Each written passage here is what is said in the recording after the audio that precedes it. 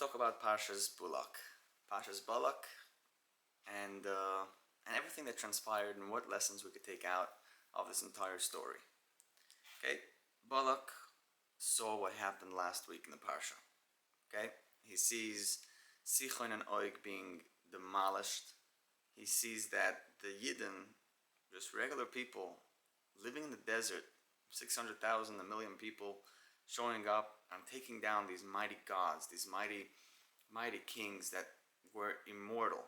They were alive for hundreds of years, and maybe even thousands by now, and maybe 1,000.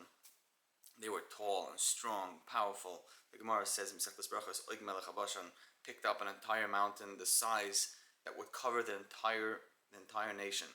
He would be able to cover us all at once. And we think about it, history repeats itself. Was there ever a time later on where we had a nation trying to pick up such a mountain and dropping it on us? And thankfully I can't think of anything. And let Hashem keep his eye out. This shouldn't happen again. And if it does, we should be quickly and swiftly saved. But we do see that the mountain was picked up on top of the Yidden by Hashem himself. Hashem picked up the mountain, as the Gemara says in Masechtas Shabbos Daf Peiches. Hashem picked up the mountain and said, if you want the Torah, good. If not, Sham Tehei Kivuraschem. There, not poi, not over here, will you have your burial. Sham Tehei Kivuraschem, your burial will be there. And it's interesting, like, why would he say there? Like, I'm holding the mountain right over here on top of your heads. Accept the Torah. If not, your burial will be here. Why does he say your burial will be there? Sham Tehei Kivuraschem.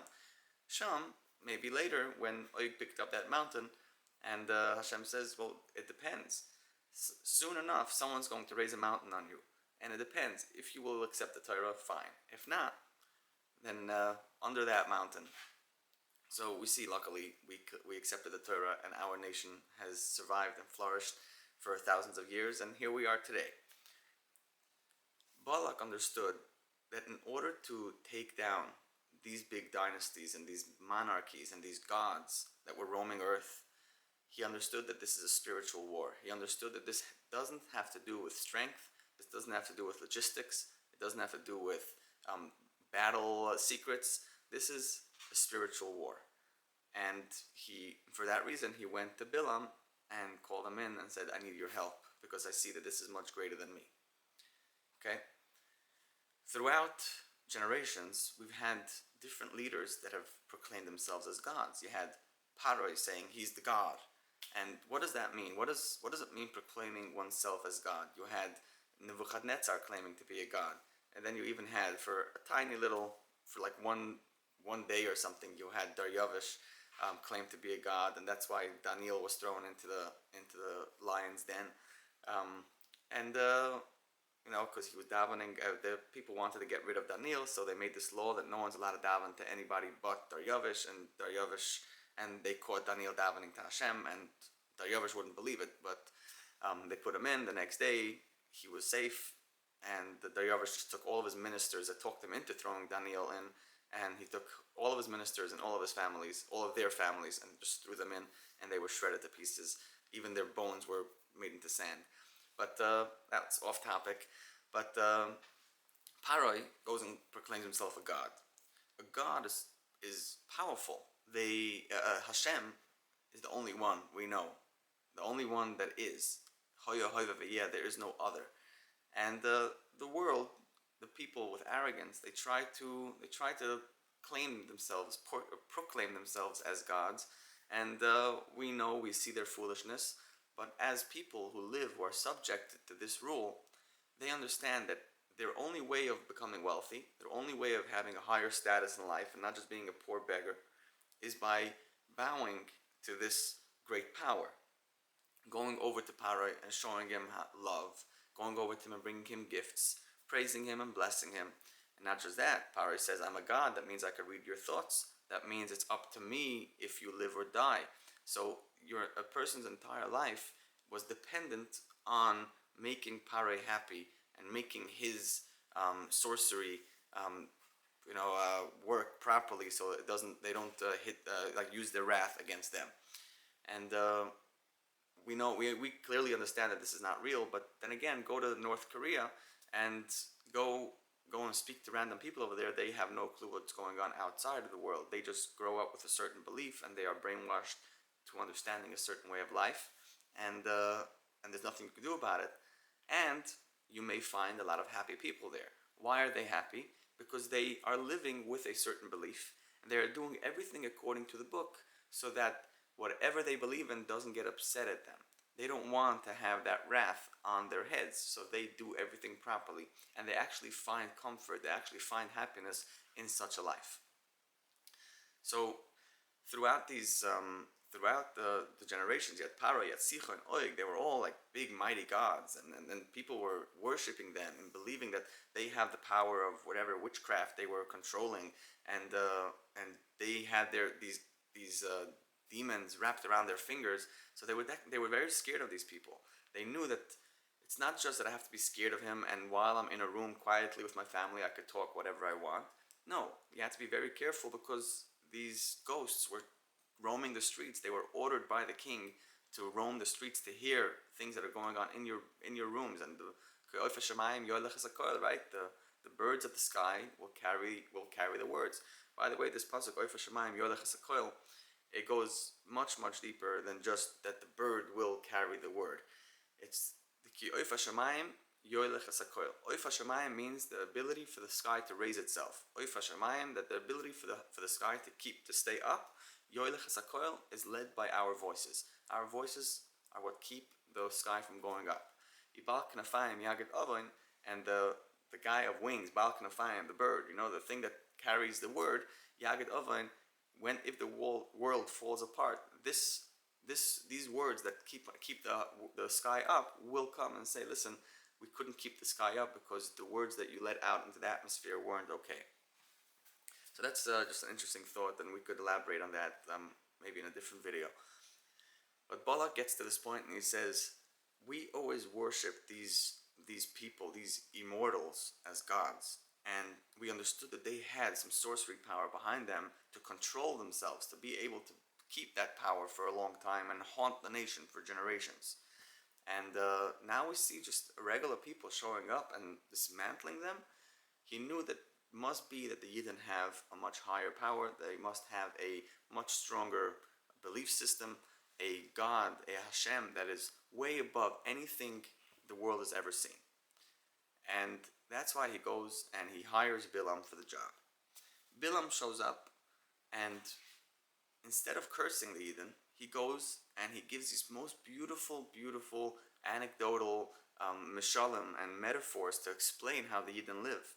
He starts saying they cover their eyes, ksuseinayim. They walk around without looking at things they're not supposed to. They don't look at each other's apartments, or each other's houses. They live secluded, so that way people don't know what's going on in other people's lives. The way they speak is calm, and everything is in these psukim. You look through the entire the things of Bilaam, all the Mishalim of Bilaam. He goes through an entire setup of how to live a Jewish life. He says, look at these people. They live as one. They live with Hashem. They believe in their leaders, and they keep away from physical temptations. They know how to withhold any pleasures, physical pleasures that aren't necessary for their life. And he goes through this entire beautiful description of how the Jewish people live and what their belief is. What is our belief? How are we living? What are the things that we do because we know that Hashem is real? We, just like the Mitzrayim, we do a couple of things, like we watch how we talk, we watch how we walk, we watch what we say, and we watch what we do. And just because we don't, not because we don't want the wrath of Hashem on us, but we want it because we want to be close to Hashem, because we know this is a loving and great God. And if you look at history, and you look at the Caesars who proclaimed themselves God, and even all the way down to World War II, you still had some Japanese God hanging around, forgot his name, and they weren't good people. They took the name God in order to oppress their people. They said, oh, I am ultra powerful, so now you have to worship me. But Bilaam sees the Yidden and they're like, wow, they have Hashem. They have a God which is good. It's not just a God that wants and eats and takes and kills, Rather, this is Hashem who accepts, takes in everybody. He's Erech Apayim and he's Rav Chesed. And not just that, Bilam was able to see the Erech Apayim because Bilam knew that in nature there is 1 second or 1 millisecond that Hashem allows anger to take a look at the world, and he wanted to figure out that particular second, that particular millisecond, in order to curse the Yidden in that moment, and Hashem didn't do it. So we see Hashem has the power over everything, and that's the Hashem we worship. That's the Hashem we are connected to. So Balak saw what's going on. So Bilam said, "Listen, I figured out their entire setup. I figured out what they're doing." He says, in order to become spiritual, in order to become a real people connected to Hashem, it's not just that we proclaim ourselves gods and then we just walk around with our physical, just doing our day-to-day life. We have to physically start changing the way we live. We have to make sure our words are polite. We have to make sure our actions are proper, and we have to make sure that our thoughts, the things that are going on in our mind, don't lead us to anything that we shouldn't be doing. And yes, it's hard work. It takes a long time until we understand how to choose properly and how to push away temptations and say, no, I'm disciplined, I'm principled, I have values. It takes a while. It takes time for us to be able to get ourselves to such a point. But we could get there. And once we get there, we're able to control not just our body properly, our neshama above us, our entire spiritual being above us starts walking around proudly. He becomes strong, he becomes powerful, he becomes connected to Hashem, and that's the type of person we should all try to become. It's not just that our physical body, that we should try to become connected by davening, but we also have to make sure that our physical body is completely under our control and our moods are not controlling us. We have to be able to decide for ourselves what is right and take the lessons of the Torah and ubacharta b'chaim and choose properly every single day. So Bilam says, I got a very simple solution. He says, in order for these Yidden to be connected to Hashem, what they have to do is basically make that their spiritual body, their neshama, should become weak.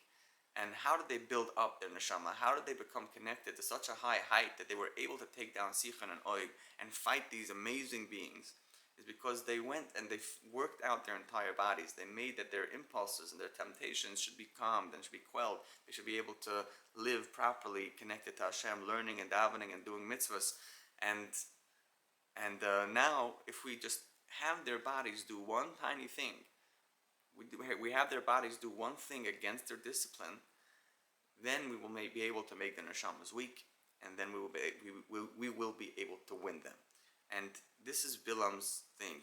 When he gives us brachas, we have to remember that Birkas Rasha Klala. If a Rasha gives you a blessing, it's probably a curse. It's like when the Tennesseans tell you bless your heart. It's like, whoa, okay, you don't want to hear that. But so you have so Bilam, even though he said very nice things which we could take and say, wow, those are beautiful traits or characteristics of our nation, we also have to remember that he didn't mean it like that. He meant it to say, let me understand what's going on over here with these people. What's their source of power? How do they control themselves? How do they do it? And what's their result? How connected are they? And once he understands that, he says, all you gotta do is take one little domino and hit it at the head, and send out all the girls and make this and make them sin. And unfortunately, he was successful, and many thousands have died. And throughout the generations, this has been a problem. And we all try to be better. We all try to work hard to be connected to Hashem, to keep our bodies disciplined and principled with values of Hashem, to live properly and do tshuva on the things that we should do tshuva on, and make kabbalas on the things that we need for the future. And we learn how to live properly with discipline, with values of Hashem, loving and connected. And this is the only way we'll win Balak and have a good life.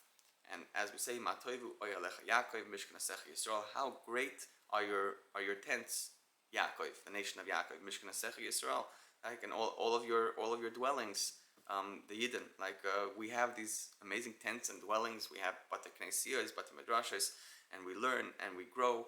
And we have to not just learn, we have to bring it into our bodies. We have to teach ourselves, teach our children, so that our nation could grow and prosper, become closer to Hashem, so that we could finally have our day back in Yerushalayim with the Beis Hamikdash, with Mashiach, and see the Shekhinah resting above us all. We should be able to feel it, and the way to do it is by keeping ourselves pure and holy and clean. Have a wonderful Shabbos. Thank you for joining. I'll see you next time.